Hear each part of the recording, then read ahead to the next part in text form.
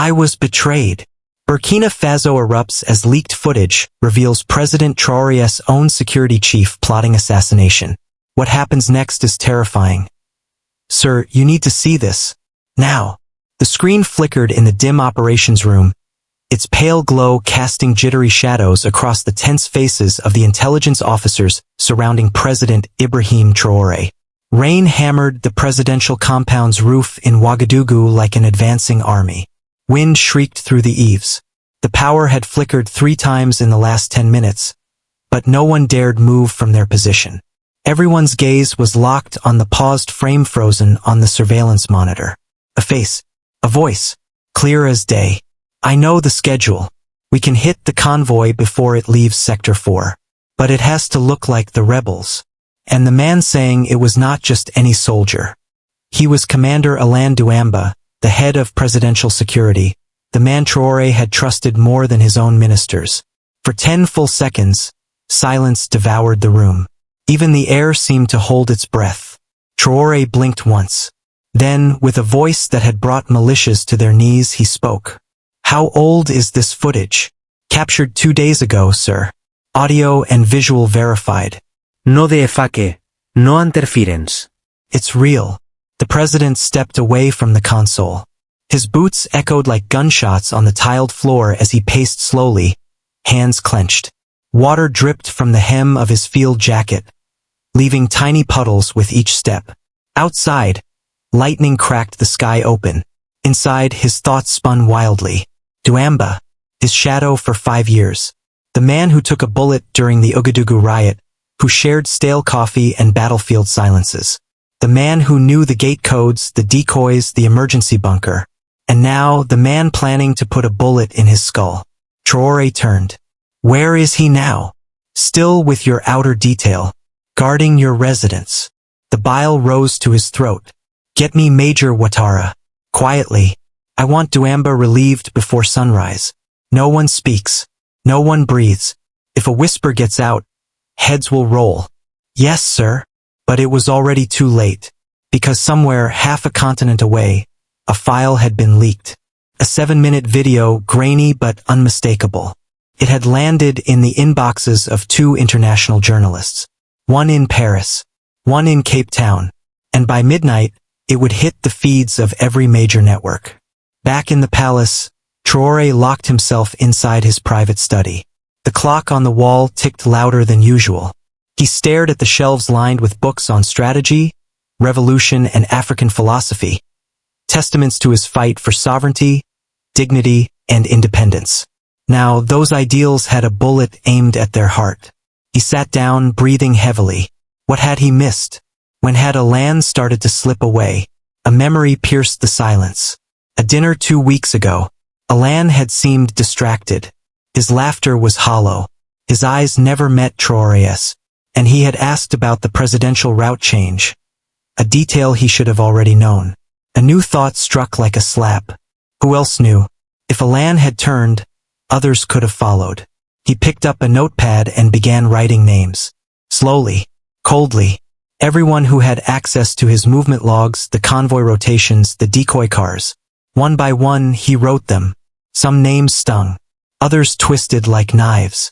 Suddenly, the door creaked open. It was Awa, his personal aide and childhood friend. She looked pale, phone in hand, voice trembling. Ibrahim? It's out. The video. It's everywhere. He stood, heart pounding. CNN. Al Jazeera. Even the local radio stations are quoting it already. They're calling it the Traoré betrayal. He didn't blink, didn't move.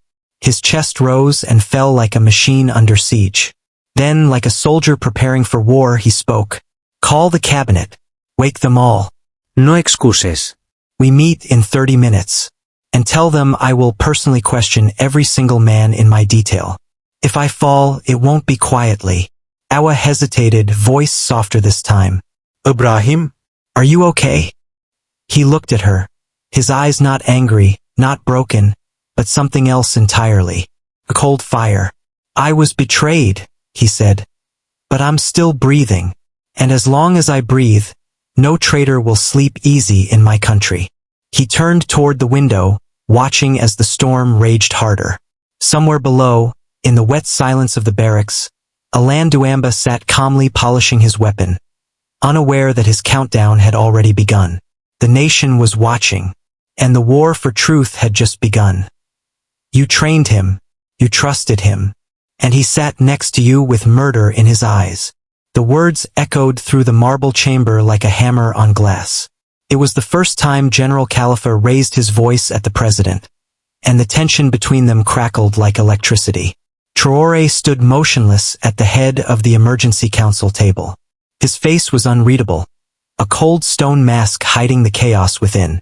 Around him, his ministers, generals, and aides sat in stunned silence, except Khalifa, who was breathing heavily, his fists planted on the table. "You think I don't know that?" Traore said slowly, his voice tight. "You think I haven't played that footage in my head 100 times already?" Khalifa's jaw tightened. Then why is he still alive? That question fell like a thunderclap. Everyone turned to look at the president. "I want answers," Traore replied. "Not a corpse." "He was plotting your murder," Khalifa roared. "What answers do you need from a snake who's already shown his fangs?" Traore stepped closer, voice dropping to a razor's edge. "If I kill him now, the story is over. He dies a traitor, yes, but we learn nothing about the web behind him. Who paid him? Who else knew? You think Alain Duamba planned this alone? Then interrogate him." Minister of Justice Balimba interjected. "But keep him away from the palace. His presence here is unstable." Awa cut in, her voice strained. "The guards are already whispering. The footage has shattered morale. I heard a lieutenant say, 'If even Duamba can't be trusted, who's next?'" Traore turned to her, something in his expression flickering. "So we lose the people's trust overnight?" Awa looked at him, eyes sharp. No. "But we've lost the illusion of control." The room fell quiet. For a moment, only the ticking of the brass clock above the map of Burkina Faso broke the silence. Then a voice spoke from the door. "I have news." It was Major Ouattara, face pale, voice hushed with urgency. "Alain has requested to speak. He says he will talk only to you. No one else." A ripple of unease surged through the room. "Absolutely not," Khalifa snapped. "It's a trap." Awa turned to Traore. "He's baiting you. He wants something." "I know," Traore said. "That's why I'm going." The council erupted. Voices rose, pleading, warning, accusing. Khalifa slammed his fist again. "Ibrahim, damn it, he could have a device, a knife, anything. You walk into that room alone, and we could lose our president on live camera." "I'm not scared of a man I once called brother," Traore replied. "But I'm terrified of not knowing what he knows." He left them shouting behind him. The corridor to the detention chamber was cold. His boots echoed louder than usual. Outside the reinforced door, 2 elite guards stood frozen, rifles ready. "You open that door," he said, "and then you leave." They hesitated. "That's an order." The metal door creaked open, and there he was. Alain Duamba sat in chains, hands resting calmly on the table, the same table where he used to review Traoré's daily security briefings. His face was unshaven, his lip cut, but his eyes burned with something Traore could not immediately read. Betrayal? Regret? Fury? "Ibrahim," Alain said softly, as if greeting an old friend after a long time. "Why?" Traore asked. No formality. No preamble. "Just fire." Alain leaned back, his smile brittle. "You still don't see it, do you?" "See what?" "That you were never supposed to make it this far." Traore didn't blink. "Who bought you?" "Bought?" Alain laughed. A dry, cracked sound. "No one bought me. I gave myself. Freely. Because I believed in something bigger than you. You believed in me. I believed in Burkina Faso. And then I watched you become what we fought against." The words pierced deeper than a bullet. "What did I become, Alain?" Traore whispered. "You became them." Alain's voice grew harder. "You remember when we used to laugh in the camps? When we shared boots because we couldn't afford 2 pairs? That man would have died for the people.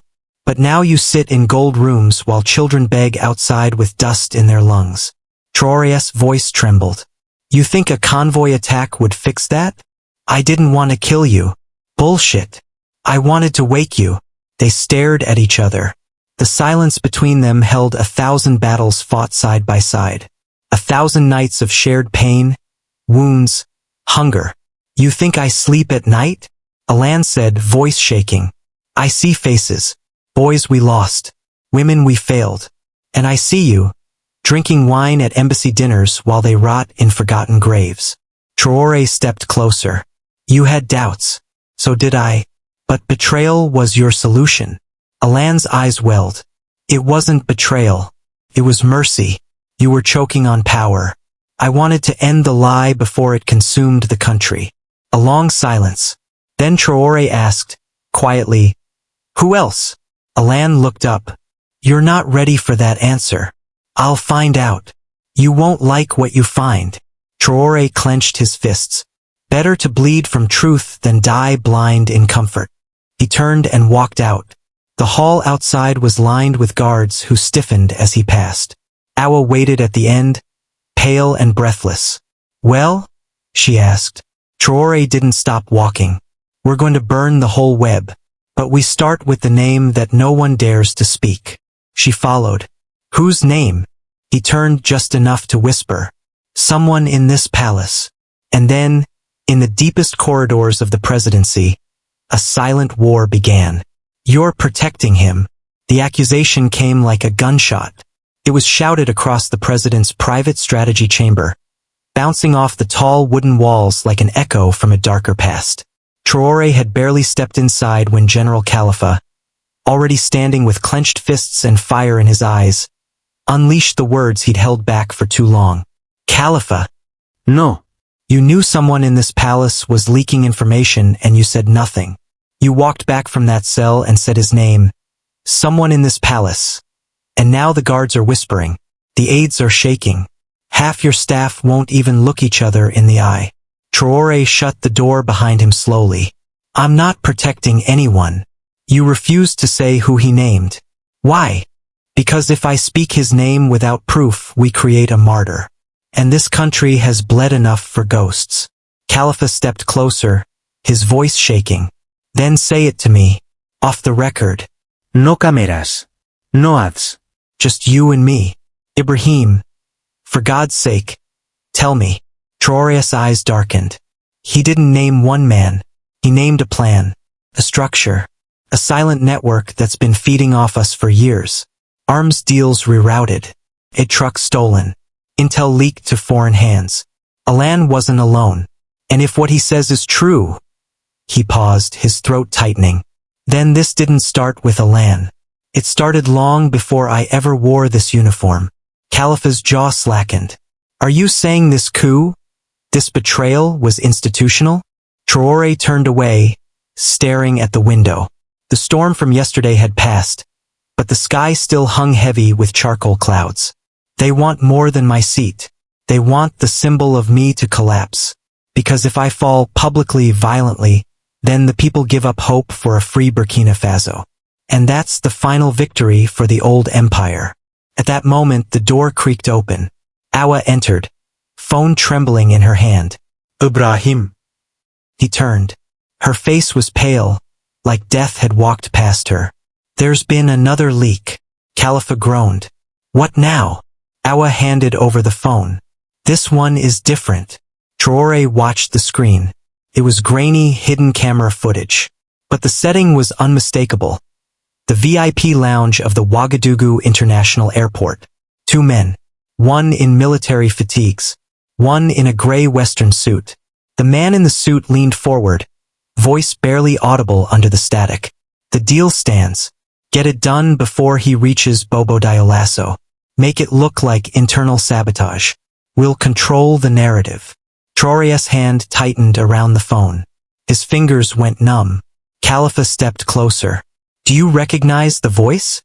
Ido, Traore replied quietly. Awa's breath caught. Who is it? He turned the phone screen, froze it. The face was blurred. But the ring on the finger, the lazy posture, the gold cufflink, Those details burned into memory. It's Minister Diallo. Silence crashed down like a guillotine. Khalifa swore, loudly. That bastard was just in the cabinet meeting this morning. He shook my hand, Traore murmured. He looked me in the eye and said, "We stand behind you." Awa paced the room like a trapped animal. If Diallo's involved, he's not alone. He's the finance minister. He doesn't move without backing.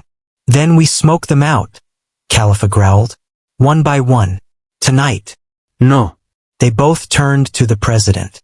We do this wrong and they'll spin it. Make me look like a tyrant purging his cabinet. I need him to confess. On record. With witnesses. Awa shook her head. He'll never talk. He will. How? Khalifa asked. Traoré's eyes narrowed. Because I know his price. Hours later, the palace media room was empty except for 3 cameras, 2 chairs, and a locked door. Traore sat under a dim light, expression hard, eyes like iron. And then the door opened. Minister Diallo entered slowly, smiling like a man walking into a trap he thought he could control. Mr. President, he said warmly, you called for me? Have a seat. Diallo sat, adjusting his tie. Is this about the budget reforms? I told the IMF rep to wait until after your tour. Stop lying. Diallo blinked. Excuse me? Traore slid the phone across the table. The footage played again. That airport lounge. That damning voice. When it ended, the room was silent. Diallo's smile faded. You don't understand the game you're playing, he said softly. You think this country is yours. It's not. It hasn't been for a long time. Whose is it, then? Diallo leaned forward. The ones who feed it. The donors. The contractors. The ones who don't wear uniforms, but buy entire armies with one phone call. You sold your soul. I leased it. For stability. You think freedom is free. Traore stood. You'll resign. On camera. You'll confess, and you'll name your allies. Diallo laughed. And if I don't? Then I release this video. Diallo's face went pale. You won't survive this war, he whispered. Then I die standing, Traore replied. And for the first time since the betrayal began, the enemy finally looked afraid. You humiliated me in front of that camera. You think that makes you strong? The voice wasn't Diallo's this time. It was Minister Zara Bembe, the Minister of Information, and one of the oldest members of Traoré's circle. Her voice trembled not with fear, but rage. The room they stood in was supposed to be secure. No cameras, no guards, no press. Just her and the president. And yet her tone made it clear. The walls weren't thick enough to contain what was about to be said. You want a confession? From me? She spat. Go ahead. Bring your cameras again. But be careful, Ibrahim. Once this fire starts, no one walks away untouched. Traore didn't flinch. I haven't accused you. Not yet. But you're thinking it. I see it in your eyes. You've started hunting ghosts, Ibrahim. The problem is, you'll start shooting the living before you ever find the dead. I just exposed Diallo on national TV. Zara's eyes flared. Exactly. And now every minister in your government is either in hiding, burning evidence, or choosing sides. You've lit the fuse, and you don't even know where it leads. He moved closer. Then tell me. If you know something. Tell you? She laughed bitterly. Tell you? I've watched you change, Ibrahim. I've watched you become more paranoid, more ruthless. I warned you months ago, something was wrong. Diallo was moving too freely, funds were disappearing, foreign press had access they shouldn't have. You looked the other way. Now you're angry that the monster you ignored finally turned to bite you. I trusted the wrong people. You trusted only yourself. His voice dropped to a deadly calm. Did you help them? She stared at him. Her silence was louder than any answer. Then finally she said, No, but I didn't stop them either. Why? Because I was afraid. Because I thought maybe, just maybe, you deserved a little reminder of what it's like to be powerless. He looked at her, something breaking behind his eyes. Not hatred, not betrayal, just something older, deeper, exhaustion. I'm not your enemy, Zara. She turned away. You're not, but you're becoming your own. He took a breath. Then help me fix it, before it's too late. She looked at him for a long, heavy moment, then reached into her coat and slid a small flash drive across the table. You didn't get this from me. What's on it? A name. Whose? She looked toward the door. The man who funded Alain Duamba. Traore picked it up. His fingers shook. That night, back in his private chamber, the president stared at the decrypted files. He'd expected a name from within Burkina Faso's inner circle. Corrupt businessman, a rogue general, maybe even a foreign agent. But not this. Passport scan, a bank transfer, a confidential audio file with a clipped British accent. The name flashed across the screen in bold. Richard Colgrave, Senior Liaison, French Directorate of Operations. He stood so quickly the chair scraped back. The blood in his veins went cold. France.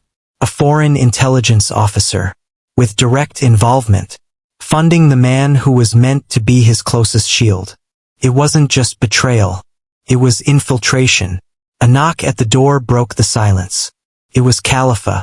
He looked out of breath, like he'd run from the other wing of the palace. They've found Alain, he said quickly. He tried to slit his wrists in custody. He's alive but barely. He left a note. Traoré's eyes narrowed. Where is it? Khalifa handed over a folded sheet, still damp with blood. Traore unfolded it slowly. His hands stopped moving midway. His lips pressed together, and the muscles in his jaw tightened. Khalifa waited, impatient. What does it say? Traore read aloud. He was never going to let me live. Il chose silence. But tell Ibrahim this. Look beyond the border. The war started years ago, and he was just the last piece to move. Khalifa cursed under his breath. They planned this from abroad? No, Traore said, stepping away. They planned this through us. We were their delivery system. They fed us just enough chaos to keep us blind. Khalifa's face paled. Then this wasn't just about power. Traore turned to him. This was about destabilization. Taking down the last president who wouldn't bend. There was a moment of silence. The weight in the room was unbearable. What do we do? Khalifa finally asked. Traore stared out the window at the dark skyline of Ouagadougou. We fight back, but not with guns, not yet. We need the people. We need their anger, their loyalty, their faith. Khalifa frowned. And how do you plan to win that? Traore turned back. The fire in his eyes was no longer rage. It was purpose. I give them the truth, and I make sure the whole world hears it. You're going to get yourself killed.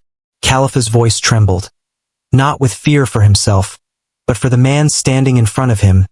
Sleeves rolled up, sweat lining his brow, a microphone clipped to his chest. The underground studio buzzed with silent tension, lit only by the camera rig and two fluorescent lights above the desk.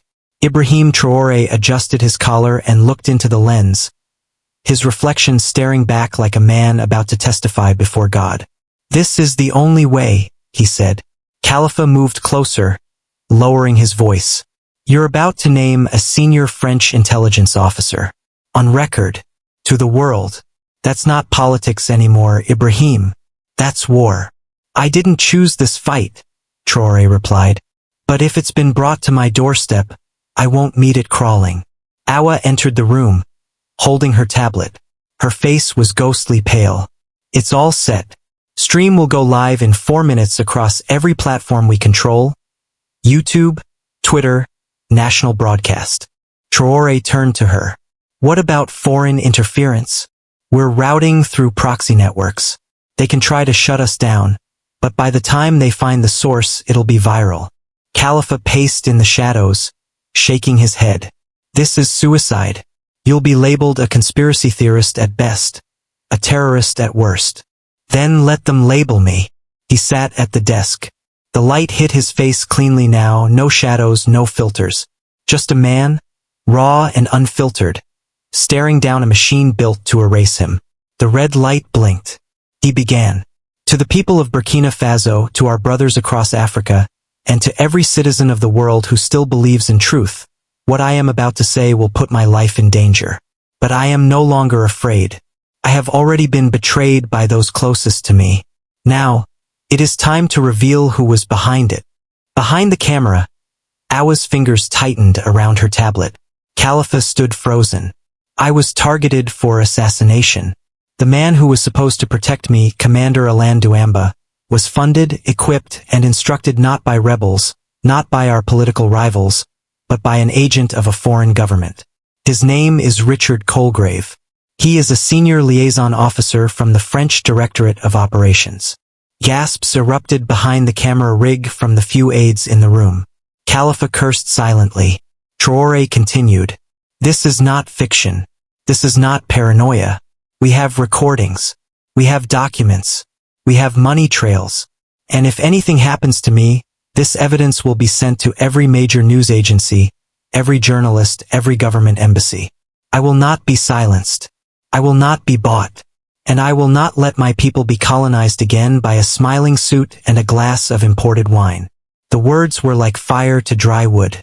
In the past few days, I have uncovered a network of officials, both local and foreign, who have worked to destabilize our country from within. They were not just planning my assassination, they were planning yours. The assassination of our dreams, our future, our independence. His voice cracked now just slightly. I've sat with families whose children disappeared. I've read reports of villages denied aid because they refused to vote a certain way. I've seen military shipments rerouted, schools burned, communities bought with fake promises.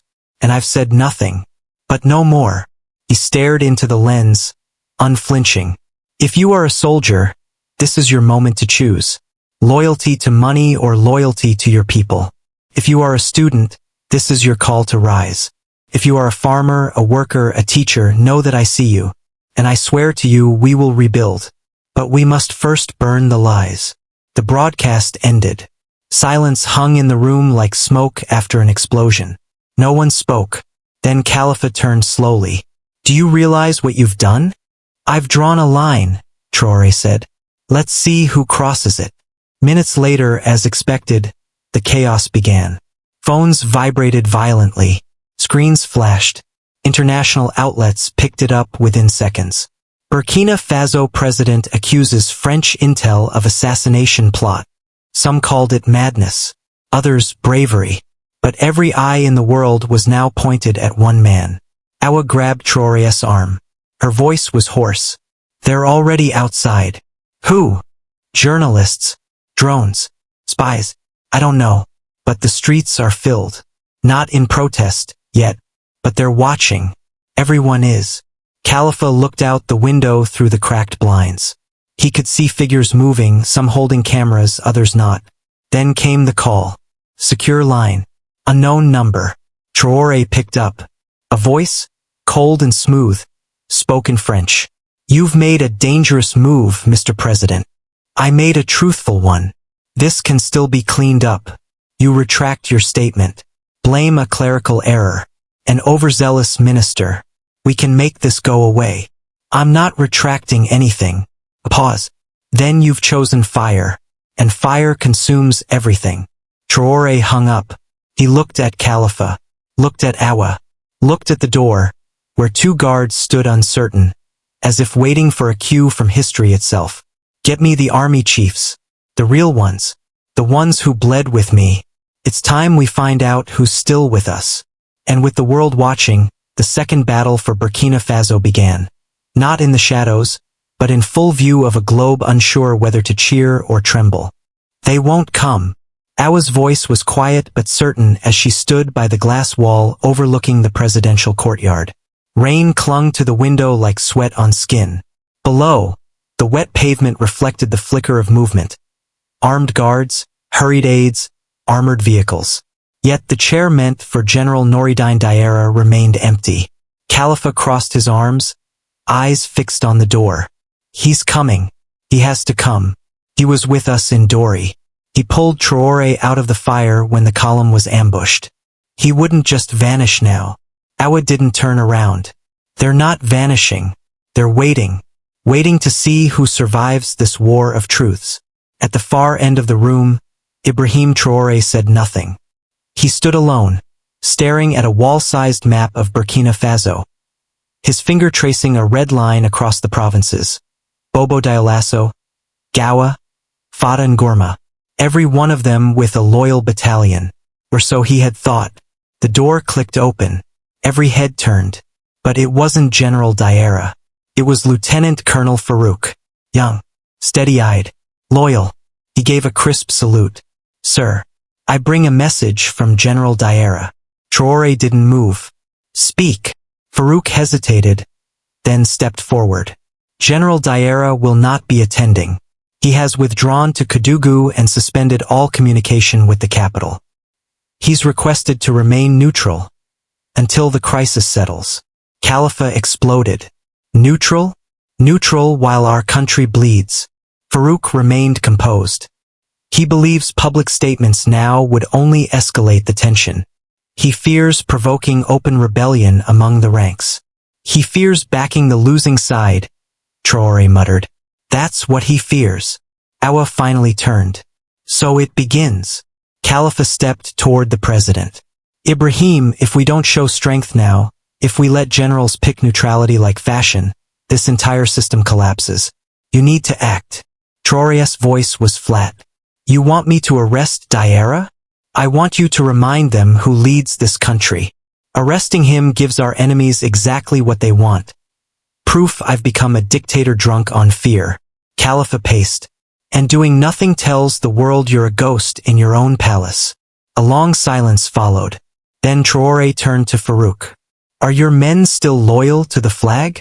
Farouk straightened. To the flag and to you, sir. Then ready 2 battalions. Quietly. They move at night. We secure every ministry, every communications node. No violence unless fired upon. But we make it clear, neutrality is not an option. Khalifa nodded slowly. Good. But then Awa stepped forward. Before you deploy a single soldier, you need to hear this. She pulled a USB stick from her pocket. This was sent anonymously to my private channel. It's from inside the French consulate. Traore took the stick, inserted it into the console. The video was grainy, filmed from a mobile phone hidden behind potted plants.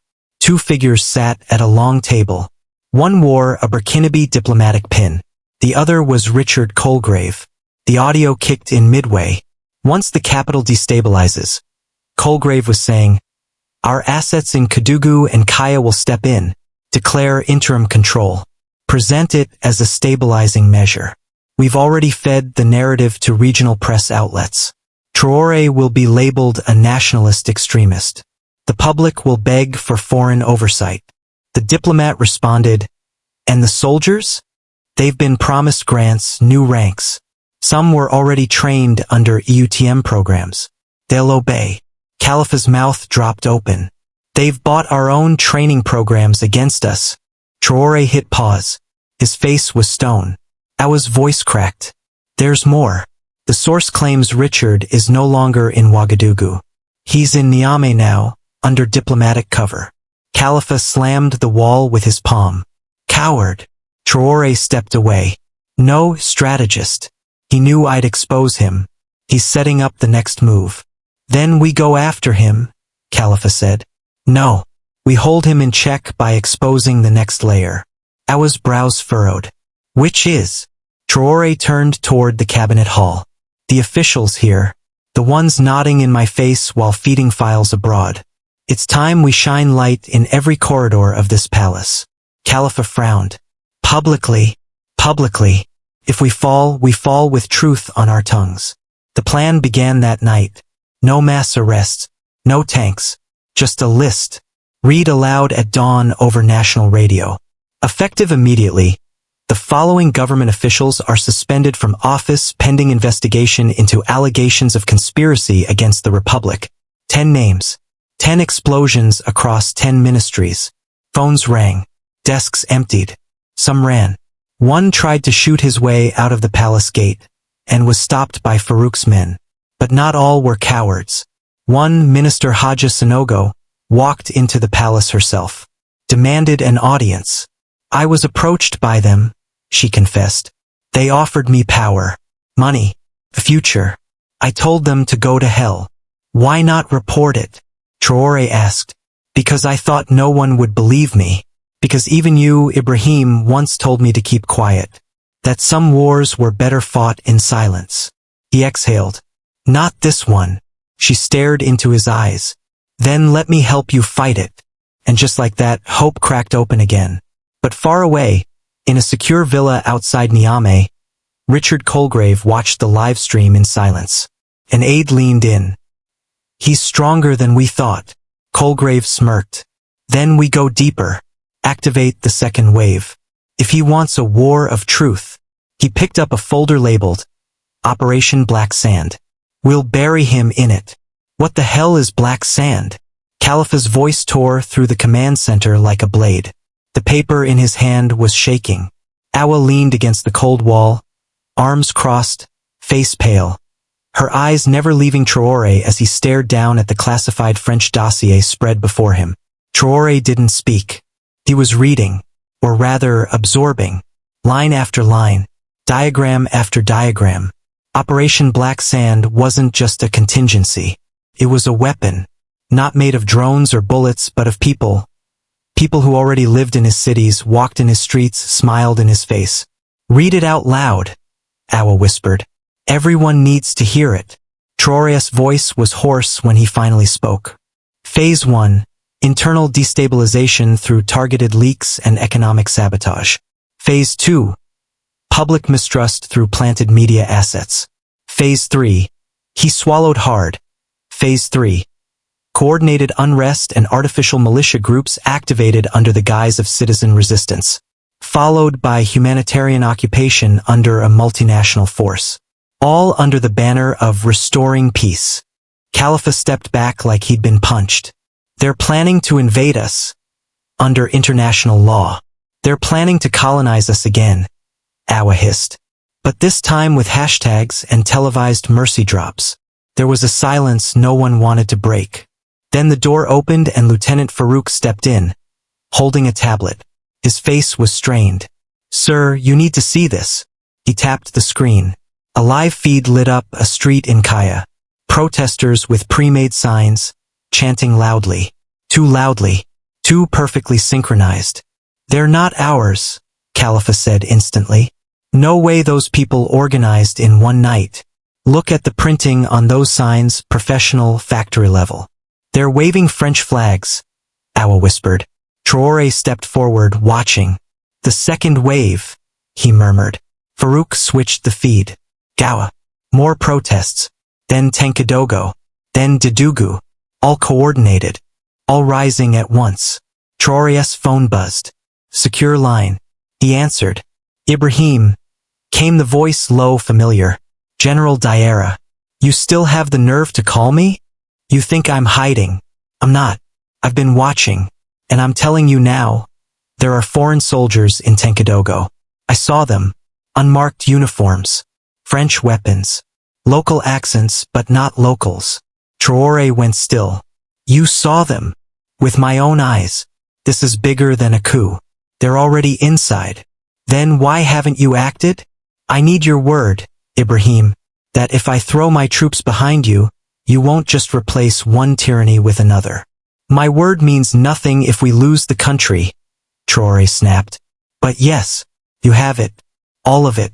Just help me stop this before they put my face on a gravestone and call it peace. The line went dead. Khalifa stared at him. Do you trust him? I trust the bullets he commands. Awa stepped forward. What's the next move? Traore looked around the room. We end the illusion. That night he went live again. Not in a studio. Not with a script. But from the streets. Standing in the rain. In the middle of Ouagadougou. Surrounded by real citizens. He didn't raise his voice. I am not hiding. I am not in exile. I am here. With you. And what you're seeing across this country tonight, it is not a revolution. It is an imported operation. A manipulation. They are counting on your fear. Your silence. Your surrender. But I'm asking you, Don't give it to them. He paused, scanning the crowd.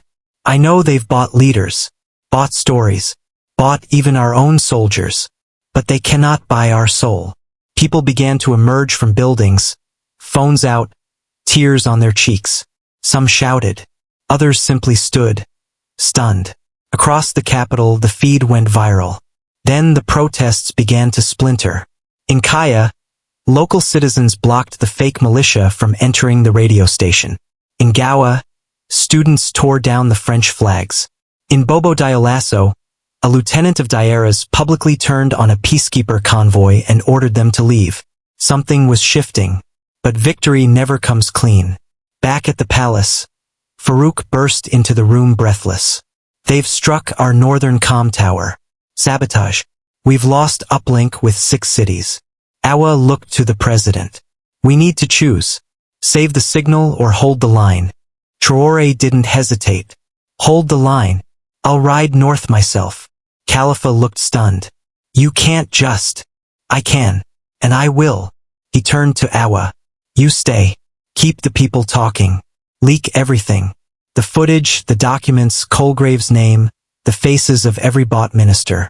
No more secrets. She grabbed his arm. And if you die up there? Then let them bury me with my people. Not behind palace walls. His convoy roared out of the capital before midnight. And somewhere, from a dark office in Niamey, Richard Colgrave lit a cigarette and smiled at the screen. So, he wants to be a martyr. He tapped his earpiece. Send the signal. Activate Black Sand Phase 4. Confirmed, replied the voice. The convoy will never reach the tower. ETA to the northern tower, 20 minutes. Roads clear. For now. Lieutenant Farouk's voice came through the radio with uneasy clarity as the convoy of armored vehicles tore across the drenched terrain. Thunder cracked in the distance, and the lights of Basuma shimmered on the horizon like a false promise. In the lead vehicle, Traore sat rigid, flanked by 2 elite guards, his mind miles ahead of the tires beneath him. Then a voice cut through the radio. Not Farouk. Not anyone on their frequency. Ibrahim Traore. This is your last warning. Every soldier in every vehicle froze. The voice was smooth, unmistakably foreign, calm like poison in a wine glass. Turn around now. If you proceed, your convoy will be neutralized. You won't see the fire before it lands. Khalifa grabbed the mic from the trailing truck. Identify yourself, coward. Static. Then a faint chuckle. Tell Khalifa he talks like a man who still thinks patriotism is bulletproof. Traore leaned forward, took the mic, his voice a low growl. You invaded our land under the cover of chaos. You lit the match thinking we'd burn each other. But I'm still here, still breathing. And I will walk through fire if it means burying your name in the dirt you stepped on. Silence returned. Then just as sudden, then let them come for you. The signal cut. Khalifa's voice surged back into the line. Mr. President, air surveillance picked up something. For heat signatures just ahead. Stationary. Too large for cars. Too far off the main road for patrol. This smells wrong. Ambush? Traore asked. Or worse, Khalifa said. They're waiting to make it look like an accident. A technical fault. You die in fire. And they'll mourn you on CNN while smiling over dinner in Paris. Then we don't stop, Traore replied. We drive straight through. Khalifa snapped back. Ibrahim, this isn't a heroic movie. You're not just the president. You're the fuse that holds the people together. You go up in flames, and so does their hope. If I turn back, Traore said, hope dies anyway. The vehicles didn't stop. Minutes later, the lead truck screeched to a halt as a wall of light exploded across the hills ahead. 4 drones, bright as the sun, hovering above the road like silent predators. Traore jumped out, ignoring the guards' protests. His boots slammed onto the wet ground as he stood beneath the hovering death machines. A megaphone cracked to life from somewhere in the distance. This is your final opportunity. Deter, or be reduced to memory. He stepped forward. I am not a memory. I am a revolution with a heartbeat. If you fire, make it count. Because if I walk out of this alive, I will chase you across continents, into boardrooms, into embassies, into your history books, and I will write your names in shame. The drones hovered, trembled, then, one by one, they blinked off. Traoré's convoy rolled past, untouched. Back at the palace, Awa watched the hacked feed go dark. Her hands trembled on the keyboard. They blinked. Khalifa, now back inside the capital command room, leaned over the mic. They didn't blink. They hesitated. And now we've made them look weak. Awa turned. We can turn that hesitation into collapse. Broadcast the ambush attempt? Khalifa asked. Live, she said. Name the operation. Name Colgrave. Name the soldiers who didn't fire. Show the world they flinched when faced with truth. Across the country, protests began to split. Many protesters now holding photos of Traoré standing beneath the drones. The image traveled faster than any bullet. It lit fires in hearts that had nearly gone cold. In Kaya, civilians surrounded a foreign weapons truck and forced it to turn around. In Bobo Dioulasso, a French consulate vehicle was spray-painted in red. We see you. Richard Colgrave watched all of it from his Niamey bunker. His usual smirk was gone. A subordinate entered, eyes darting. Sir, EU observers have pulled back their support. And there's chatter that ECOWAS might declare an investigation. They think he's becoming a Mandela, Colgrave muttered, lighting a cigarette with trembling hands. The problem with martyrs is that they rise before they fall. The aide spoke again. One of our own just defected. Jean-Marie. He leaked the final files. The training camps. The embassy backchannels. They're everywhere now. TikTok. Telegram. Even BBC Africa is calling it a modern soft coup. Colgrave sat down slowly. Then we give them something real to fear. That night, an explosion rocked the edge of Ouagadougou. The state broadcast building was reduced to rubble. 6 dead. Among them Lieutenant Farouk. When the smoke cleared, Awa stood in the ruins, ash on her cheeks, pieces of glass still in her jacket. Traoré returned at dawn, eyes hollow, voice breaking as he stood where the walls once stood. He knelt beside Farouk's scorched body, whispering, "You were only supposed to guard the truth. Now you are it." Awa stood beside him. This wasn't war. This was punishment. They want to break us, Traoré said, rising to his feet, eyes like obsidian. Then let them come for me again. And with that, he walked into the palace. Alone. To write a new decree. One that would end diplomatic immunity. One that would declare every enemy within his land, no matter what passport they carried, a hostile actor. And for the first time in decades, Burkina Faso would not whisper in the shadows. It would roar. You're signing your own death warrant. Khalifa's voice was low, raw. His fists clenched at his sides as he watched Traoré sit before the heavy oak desk in the war room.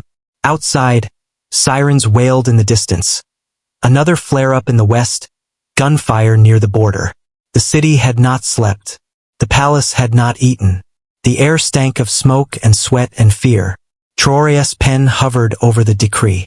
Maybe, he said softly, but at least I'll die under my own name, not under theirs. Awa stood near the window, blood still crusted in her hair from the blast site. Her voice shook, but not from weakness. This changes everything. No more hiding behind embassies. No more diplomatic guests with silencers and immunity. But if you sign this, I make enemies of half the African Union, Traoré finished for her. And every Western government that thinks we're just another sandbox for their games. Khalifa slammed his hand on the table. You are declaring open war on France, Ibrahim. Traoré looked up, and for the first time in days he didn't look like a man worn thin. He looked like a man who had already made peace with the storm. They started this war. I'm just refusing to die politely. Awa took a step forward. They'll come for you. With more than drones this time. Planes. Sanctions. Assassins. They'll cut our electricity, our trade, our airspace. They'll call you mad. They'll call you a dictator. And the world will believe them. Let them, Traoré whispered. But let them do it while the people shout my name in the streets. Khalifa looked away. I hope to God they still will. Traore signed the decree. One stroke, then another. The paper shook only slightly under his hand. Effective immediately, he declared. Any foreign national engaging in political subversion within the sovereign territory of Burkina Faso is to be treated as an enemy agent. Immunity revoked. Protection nullified. Awa didn't blink. What about the consulate? Traoré's answer was instant. Surround it. No shots. No noise. But nothing in or out. If they try to leave, they're escorted without protection to the border. If they resist, we respond. Within the hour, armored trucks rolled toward the French consulate. The city held its breath. Inside the consulate, Richard Colgrave watched from the top floor, flanked by a dozen tense operatives. He actually did it, one of them muttered. He signed the damn thing. Colgrave didn't move. Of course he did. That's what makes him dangerous. He's the only one who's not bluffing. A junior officer rushed in, panicked. We have intel, 2 of our field agents have been captured near the university. Broadcasting equipment seized. They were setting up another staged protest feed. Colgrave's eyes narrowed. Do the media know? Not yet, but they're starting to ask questions. Le Monde. Al Jazeera. Even Reuters is circling. Then it's already too late, Colgrave muttered. He's won the narrative. We hit him again now, we become the story. Another aide entered. Sir, the US has pulled its cultural attaché from the capital. Germany too. ECOWAS just issued a pause on its trade embargo resolution. The entire tide is shifting. Colgrave lit a cigarette and stood at the window. No, it's not the tide that's shifting. He exhaled slowly. It's the ground beneath us. Back at the palace, Awa burst into the war room. It's working. The people are rising. Not in chaos. In formation. They're organizing their own neighborhood watches. There are students forming human shields outside the power plants. Even in the villages, cell phones are showing the decree. They're reading it like scripture. Khalifa blinked. They believe again. But before anyone could respond, a call came through the emergency line. Traore answered. The voice was distant. Hushed. Terrified. Mr. President. I'm calling from inside the consulate. My name is Amaury Delmas. I work in their translation unit. I've been listening. They're evacuating Colgrave tonight. Through a private airfield east of Kédougou. Unregistered flight. Midnight. No flight plan. Traoré's pulse surged. Why are you telling me this? The man on the phone choked on his words. Because I was born in Wahiguya. My mother still lives there. And I can't be part of this anymore. Traore stood. Text me the coordinates. Delete your call log. Then vanish. He hung up and turned to Khalifa. We end it tonight. Khalifa nodded. I'll assemble a strike team. No. I'll go. Khalifa stepped in front of him. No. You won't. That's not bravery. That's ego wrapped in grief. I watched them bomb my people. Traore snapped. I buried Farouk with my own hands. You think this is about revenge? Yes, I do. And I'm telling you, if you walk into that airfield and something happens to you, they win. Not because they killed a president, but because they killed the idea of one. A tense silence followed. Then Traore turned to Awa. Then you go. With him. Awa blinked. Me? They don't know your face like they know mine. You'll get closer. You see him. You capture him. You bring him back to the people. Her lips trembled. What if I fail? He looked her in the eyes. Then die trying. Like Farouk. Like the others. But don't let him fly away into history. Not this man. Not after all this blood. Awa nodded once. Khalifa turned to her, voice softer. You'll need backup. Then give me the best you've got. As the sun fell over a burning capital and the shadows deepened across the land, a final hunt began. And somewhere across the airfield, Richard Colgrave prepared to vanish one last time. Unaware that this time, death had already boarded his flight. The airfield outside Kédougou was silent. Too silent. Awa crouched in the tall grass just beyond the perimeter fence, night vision goggles strapped to her face, a pistol holstered tightly to her thigh, and her breath slow, precise. Around her, Khalifa's elite team fanned out like shadows, each heartbeat synchronized with the others. They had no satellite feed, no drones, just old maps, radio static, and a promise.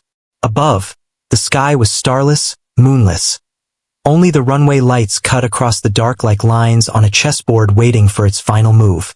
Inside a sleek black jet parked near the hangar, Richard Colgrave adjusted his cufflinks with calm elegance, sipping from a crystal glass. He looked like a man preparing for a press conference, not a war crimes tribunal. "How long?" he asked the pilot. 10 minutes. We've cleared the ghost runway path. No radar signatures. No tower chatter. Colgrave smiled. Perfect. This was always about timing. The boy made too much noise, but the world has short memory. A month from now they'll move on. He'll either be dead or disgraced. And this place will go back to being just another forgotten colony. But just outside the cockpit, Awa had already crossed the second barrier. Her breathing had slowed to a crawl. She whispered into her earpiece. Visual on target. Jet confirmed. 2 guards at the base. One armed with 416 Hong Kong dollars. The other nonchalant. Probably not trained. Khalifa's voice came back, steady.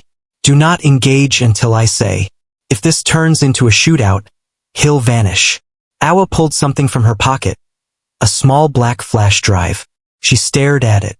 Inside was every name, every document, every audio file, and video tied to Operation Black Sand. The last nail. The final piece. I'm not here to shoot, she whispered. I'm here to show. She rose slowly, hands up, out of the dark. Lights hit her immediately. Guns raised. Yelling. Down on the ground. Now. She didn't flinch. I'm unarmed, she said loudly. And I brought something your boss will want to see before he flies into history. Inside the plane, Colgrave looked up. What now? She's alone, one guard reported. Says she has something for you. Colgrave smirked. Let her in. Minutes later, Awa stood inside the jet's cabin, soaked in sweat, eyes steady. Well, Colgrave said, studying her. The famous aide. The whisper behind the throne. I must say I expected more muscle. And I expected more conscience. She shot back. He chuckled. You came all this way, risked all this. For what? To see my face? It's a forgettable one. She reached into her pocket and dropped the flash drive onto the table. He raised an eyebrow. What's that? Your confession. Whether you give it or not. She stepped back. Play it. He hesitated, then slid the drive into his tablet. And it began. His own voice. His meetings. His orders. His laugh as he spoke about engineering famines, framing innocent officers, fabricating rebel movements. His smirk began to fade. Where did you get this? Awa didn't move. From someone inside your house. Someone who decided this soil meant more than your salary. He looked up. You won't survive this. Even if you take me in, there will be another. And another. You can't kill the machine. I don't want to kill it, she said. I want the world to see it. He lunged then, fast, reaching for the pistol under the table. But she was faster. One clean shot, straight to the shoulder. He screamed, dropped the weapon, collapsed into the seat, blood pouring through his jacket. Khalifa's team swarmed in seconds later. No one fires, she barked. We take him alive. Let him rot in the court of the people he tried to erase. Back in Ouagadougou, Traore stood in front of the entire nation as the footage was broadcast in real time. Not just the capture, but the voice, the names, the crimes. People wept in the streets. Old men dropped to their knees. Children chanted Awa's name. When Colgrave was dragged through the palace gates, bruised and bloodied but breathing, no one raised a hand to hurt him, because Traore raised his first. We do not become them, he said. We bury them with truth, not vengeance. In the following weeks, everything changed. The African Union launched an investigation. The French Parliament denied knowledge, but heads rolled. Burkina Faso's youth wrote slogans on walls no longer in protest, but in power, never again silent. This soil is ours. Awa was promoted. Khalifa refused all titles, choosing instead to train the next generation of soldiers. And Traore, scarred but unbroken, stood before the world one last time. You asked who I am, he said. They called me a pawn, a rebel, a madman. But now you know, I was not the danger. I was the mirror, and I held it up until even the blind could see. Then he stepped down, peacefully, not because he had to, but because that's what real power does. It knows when to walk away. And in the silence he left behind, there was no more fear, only fire. Would you like M?